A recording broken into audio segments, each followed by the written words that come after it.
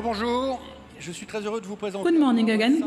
I'm happy to introduce you to Abdourahmane Sarr, who is the Minister of the Economy in Senegal, and who comes to represent the Prime Minister of Senegal. Why is Senegal present today in BPI? Well, simply because BPI has always had very strong action in Africa and particularly in with the delegation to fast entrepreneurship. It's quite clear. So we can give the Senegalese entrepreneurs the way to develop their companies, to create them, and to of your country. So I'm happy to welcome you, and I'll give you the floor. Alors, Monsieur le Directeur Général de la Banque Publique d'Investissement de France, Dear Executive Director of BPI, ladies and gentlemen, there is a virtue that is often missing in our debates, political debates, truth. This theme that you have chosen is very on point, particularly for Africa, that is facing two key challenges: the demographic growth with a young population on one side, and the urbanization on the side. Half of the African population is under 19. The youth gives the ability to capture demographic dividend, and the urbanization enables to increase density. It's a challenge for the whole continent.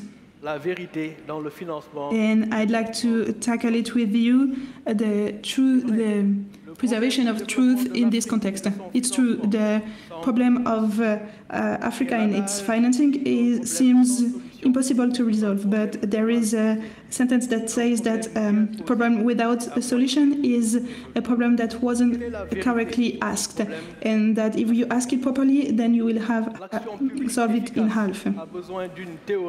To be efficient, we need a theory, a truth. The theory I will propose you can be opposed, but the truth is that sometimes we had illusions and ignored some realities. The illusion that the external debt could support growth, the idea that the help from abroad could help us, the idea that we could produce or urbanize without planifying, and also the idea that Africa is not productive. 65% out of its population lives from agriculture, but it represents only 15% of the GDP. This reinforces the densification of cities, but also immigration. However, no strategy can be any strategy needs a financing plan. We cannot replace a national strategy by support from foreign countries.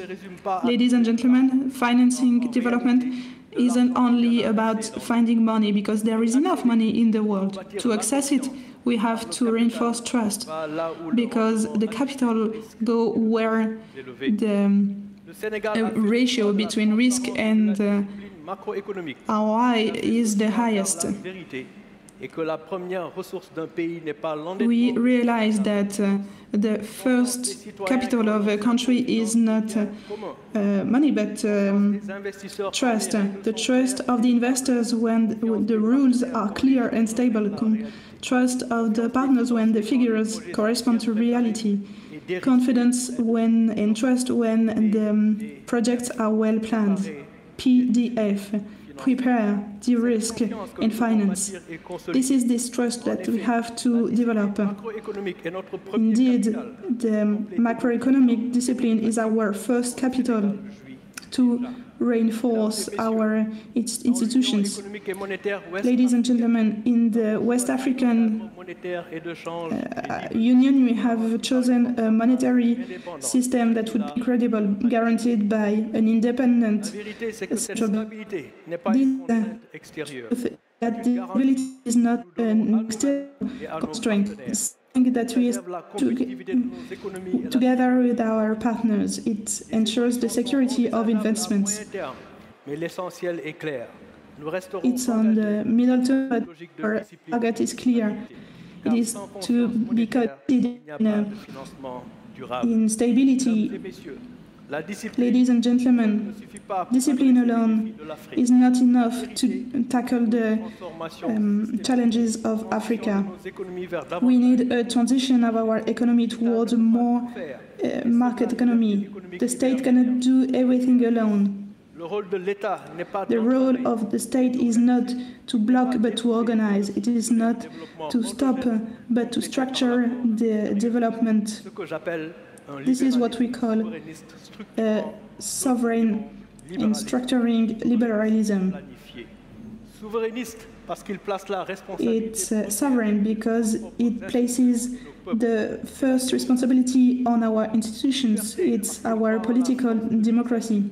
Freedom because it believes in the strength of the private actors. And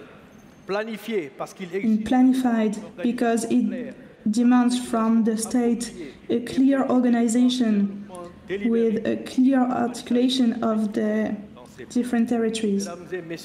Ladies and gentlemen, we have to accept that all the territories won't develop at the same time and at the same pace. We have, of course, there are differences between the hubs and the territories, and we have to take advantage of density because it's productivity like a driver for development.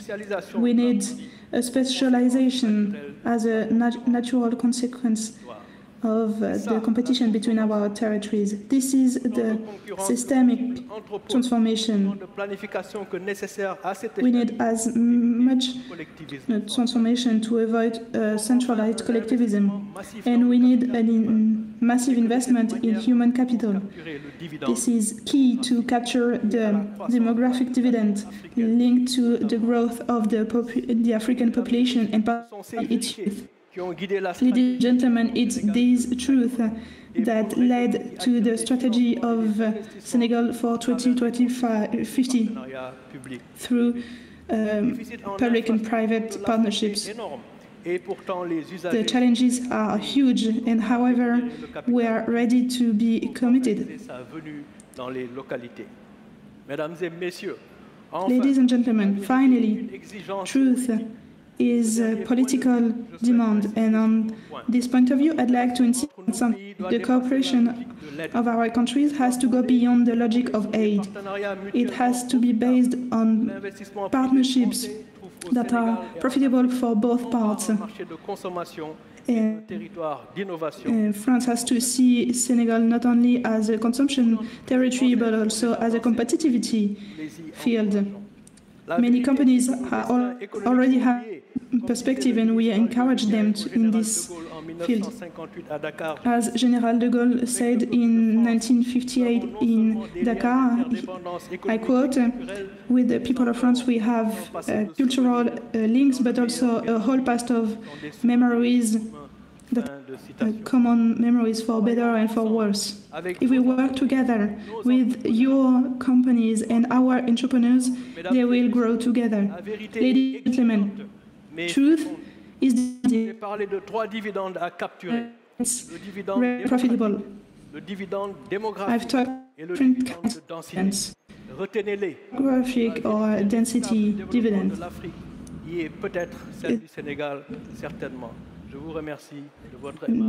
Don't have to remember it because this is key for the development of Africa and Senegal.